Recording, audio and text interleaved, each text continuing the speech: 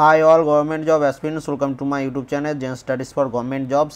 আজ আমরা ডিসকাস করব জিকে পার্ট 15। ঠিক আছে, এর আগে টোটাল আমরা 14টি পার্ট ডিসকাস করে নিয়েছি। যারা আগের পার্টগুলো দেখোনি অবশ্যই দেখে নেবে, ভিডিও ডেসক্রিপশনে প্লেলিস্ট দেওয়া থাকবে, সেখান থেকে তোমরা দেখে নেবে। এবং এগুলোর পিডিএফ আমাদের টেলিগ্রাম চ্যানেলে পোস্ট করা হয়। যাদের যাদের পিডিএফ লাগবে ভিডিও ডেসক্রিপশনে লিঙ্ক দেওয়া থাকবে আমাদের টেলিগ্রাম চ্যানেলে, সেটা জয়েন করে নেবে, সেখান থেকে পিডিএফগুলো পেয়ে যাবে। এবার দেখো ফার্স্ট প্রশ্ন তোমাদের যেটা দিয়েছে, নিম্নলিখিত কোন ক্রিকেট খেলোয়াড় টেস্ট ক্রিকেটে সবচেয়ে বেশি উইকেট নিয়েছে? তো এটির অ্যান্সার হচ্ছে মুথাইয়া মুরলীধরন। অপশন ডি হচ্ছে এটার অ্যান্সার।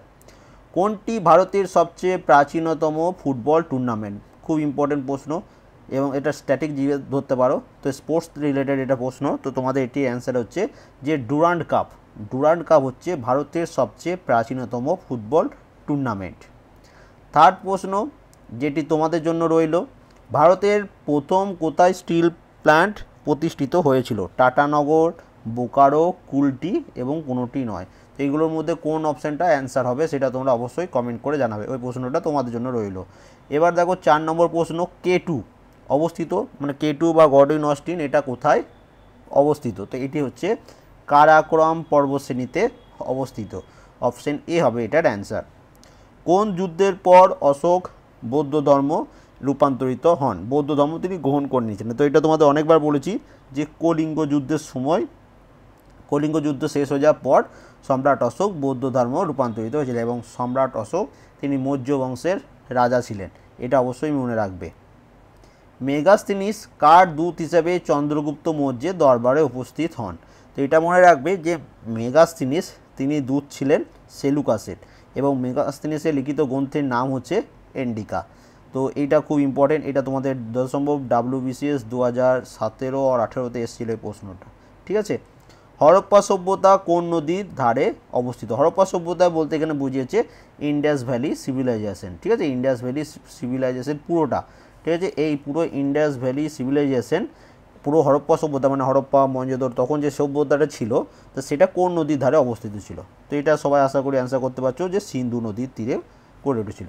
কিন্তু হরপ্পা শহর, মহেঞ্জোদড়ো শহর, লোথাল শহর এগুলো কিন্তু আলাদা আলাদা নদীর তীরে গড়ে উঠেছিল। তো এটা তোমরা যে ডেসক্রিপটিভ ক্লাস হিস্ট্রি সেটা যদি কেউ দেখে নিয়ে থাকো তাহলে অ্যান্সারগুলো করতে পারবে। কোথায় সর্বোচ্চ 2 জন ইঙ্গ ভারতীয় রাষ্ট্রপতি দ্বারা নিযুক্ত হয়? মানে ভারতের রাষ্ট্রপতি কোথায়, লোকসভায় ও রাজ্যসভায় বা কোথায় 2 জন ইঙ্গ ভারতীয়কে নিযুক্ত করতে পারে? তো 8-এর এটা অ্যান্সার হচ্ছে লোকসভায়। এবং নেক্সট দেখো এটাও কিন্তু খুব ইম্পর্টেন্ট, কতজন সদস্য রাষ্ট্রপতি দ্বারা রাজ্যসভায় নিযুক্ত হয় বা মনোনীত হয়? তো এটা মনে রাখবে টোটাল 12 জন। তাহলে এইটা একটা প্রশ্ন আসে যে রাষ্ট্রপতি টোটাল কতজন সদস্যকে নিযুক্ত করতে বা মনোনীত করতে পারেন? তো এটার অ্যান্সার হচ্ছে 14 জন। 14 জনের মধ্যে 2 জন অ্যাংলো ইন্ডিয়ান, সেটাকে লোকসভায়, এবং 12 জন সেটা হচ্ছে রাজ্যসভায়। ঠিক আছে, টোটাল 14 জন, এটা মনে রাখবে। কাবেরী জল কেলেঙ্কারি তামিলনাড়ু ও কোন রাজ্যের মধ্যে হয়েছে? তো কাবেরী জল কেলেঙ্কারি এটা হয়েছে তামিলনাড়ু ও কর্ণাটক। অপশন বি হচ্ছে এটার অ্যান্সার। আঙ্কর ভট মন্দির কোথায় অবস্থিত? তো আঙ্কর ভট মন্দির এটি অবস্থিত হচ্ছে কম্বোডিয়ায়। অপশন সি হচ্ছে এটার অ্যান্সার। উইকলিস এর উদ্ভাবক কে? তো এই উইকলিস এর উদ্ভাবক হচ্ছেন জুলিয়ান অ্যাঞ্জেস। 14 নম্বর প্রশ্ন, আর্সেনিক বিষক্রিয়া মূল উৎস হলো কোনটি? আর্সেনিক বিষক্রিয়াটা হয় কোথায়?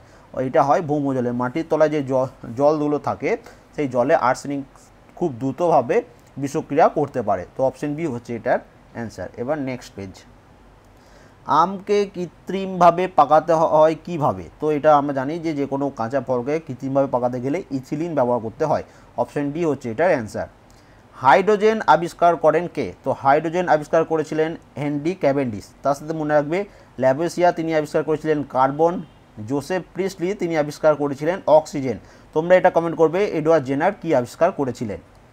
স্থির মাত্রা দেওয়া গ্যাসের চাপ ও আয়তন কোনো একটি গ্যাসের সম্পর্ক দেখানো হয়, সেটা কোন সূত্রের মাধ্যমে? যেটা হচ্ছে দেখো চাপ আর আয়তনের মধ্যে যে সম্পর্ক হচ্ছে P inversely proportional to V. ঠিক আছে, পি হচ্ছে প্রেসার মানে হচ্ছে চাপ, আর ভি মানে হচ্ছে ভলিউম মানে হচ্ছে আয়তন। তো এইটা হচ্ছে বয়েলসের সূত্র।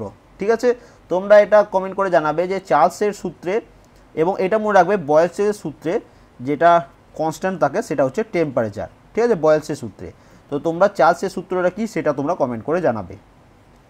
ওহম মিটার কি মাপতে ব্যবহৃত হয়? তো ওহম মিটার যেটা মাপতে ব্যবহৃত হয় সেটা হচ্ছে রোধ বা রোধাঙ্ক যাই বলবে, রেজিস্ট্যান্স মাপতে ওহম মিটার ব্যবহৃত হয়, কারণ রেজিস্ট্যান্সের ইউনিট হচ্ছে ওহম।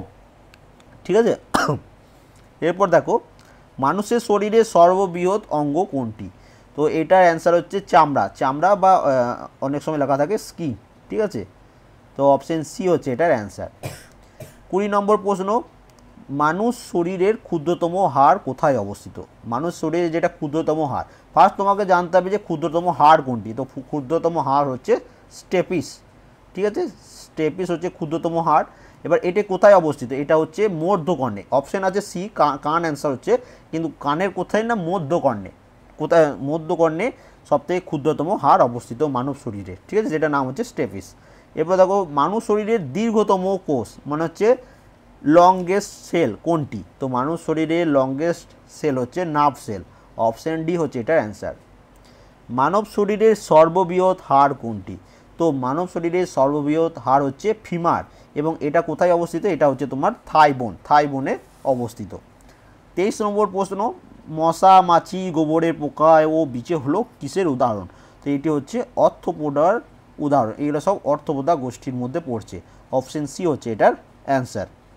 নিম্নলিখিত কোনটির অভাবে ডায়াবেটিস হয়? তো ডায়াবেটিস হয়ে থাকে ইনসুলিনের অভাবে। পৃথিবীর গভীরতম হ্রদ হলো কোনটি? তা ডিপেস্ট লেক কোনটা ওয়ার্ল্ডের? তো সেটা হচ্ছে বৈকাল লেক, এবং এই বৈকাল লেক বা বৈকাল হ্রদ এটা কোথায় অবস্থিত? এটা অবস্থিত হচ্ছে রাশিয়াতে। এবার দেখো ইয়েলোস্টোন জাতীয় উদ্যান কোথায় অবস্থিত? ইয়েলোস্টোন জাতীয় উদ্যান এটি অবস্থিত হচ্ছে ইউএসএতে। নিম্নলিখিত কোনটি আগ্নেয়গিরি নয়? তো এগুলোর মধ্যে যেটা সক্রিয় যেটা অ্যান্সার হবে এটা আগ্নেয়গিরি নয়, সেটা হচ্ছে কাঞ্চনজঙ্ঘা, এবং যেটা সবথেকে বেশি সক্রিয় সেটা হচ্ছে মাউন্ট ফুজিয়ামা। তো এটা একটু মনে রাখবে।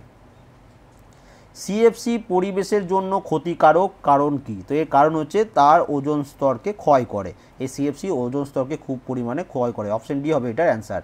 ইকোলজি হলো কোনটি? তো ইকোলজি হচ্ছে পরিবেশ নিয়ে পড়াশোনাকে বলা হয় ইকোলজি। অপশন ডি হচ্ছে এটার অ্যান্সার।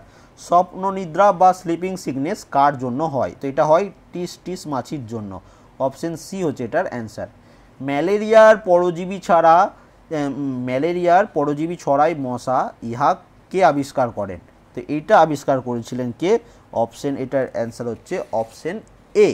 ঠিক আছে, রোনাল্ড লস। ঠিক আছে, তোমরা এটা কমেন্ট করে জানাবে লুই পাস্তুর কি আবিষ্কার করেছিলেন। নওয়াজউদ্দিন সিদ্দিকী কিসের সাথে যুক্ত? তো এটা এনাকে আমরা সবাই জানি, তিনি সিনেমা জগতের সাথে যুক্ত। মিল্খা সিংয়ের জীবনী নিয়ে তৈরি সিনেমা ভাগ মিল্খা ভাগ এর পরিচালক কে ছিলেন? তো এটির অ্যান্সার হচ্ছে রাকেশ ওমপ্রকাশ মেহরা। অর্নিথোলজি বলতে কিসের পড়াশোনাকে বোঝায়? তো এটা যথাসম্ভব WBCS 2018-17 সালের প্রশ্নের পেপারে ছিল এই প্রশ্নটা। তো অর্নিথোলজি বলতে বোঝায় পক্ষী বিষয়ক পড়াশোনা। অপশন বি হচ্ছে এটার অ্যান্সার। নিম্নলিখিত কোনটি জলাভূমি সংরক্ষণের জন্য আন্তর্জাতিক চুক্তি? এটা WBCS এর এক্সামে অনেকবার এসছে। এটা হচ্ছে রামসর চুক্তি। অপশন সি হচ্ছে এটার অ্যান্সার। ভারতের সর্ববৃহৎ মিঠা জলের হ্রদ কোনটি? তো ভারতের সর্ববৃহৎ মিঠা জলের হ্রদ হচ্ছে অপশন সি উলার হ্রদ। এটা কমেন্ট করে জানাবে যে উলার হ্রদ কোন রাজ্যে অবস্থিত। পাশমিনার শাল তৈরি হয় কোথায়? তো পাশমিনা শাল এটি তৈরি হয় জম্মু কাশ্মীরে। অপশন বি হচ্ছে এটার অ্যান্সার।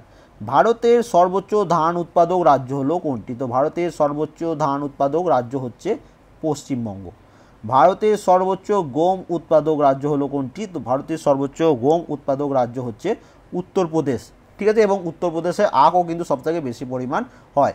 এবং তার সাথে একটা মনে রাখবে, ধান উৎপাদনে 1 নম্বর কান্ট্রি হচ্ছে চায়না, 2 নম্বর হচ্ছে ভারত। এটাও মনে রাখবে।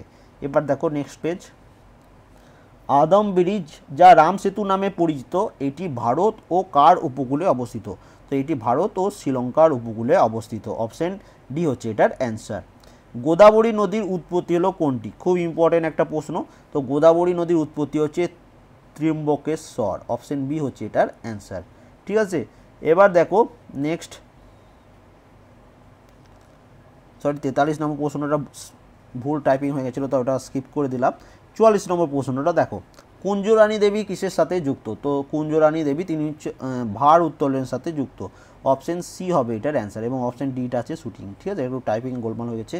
তো কুঞ্জরানী দেবী তিনি ভার উত্তোলনের সাথে সম্পর্কিত। অপশন সি হচ্ছে এটার অ্যান্সার। বোম্বাইলা দেবী তিনি কিসের সাথে যুক্ত? তো বোম্বাইলা দেবী তিনি হচ্ছেন তীরন্দাজি। ঠিক আছে, তীরন্দাজির সাথে সম্পর্কিত। অপশন বি হচ্ছে এটার অ্যান্সার। অগ্নি কি? তো অগ্নি হচ্ছে ভূমি থেকে ভূমি missile, surface two surface missile.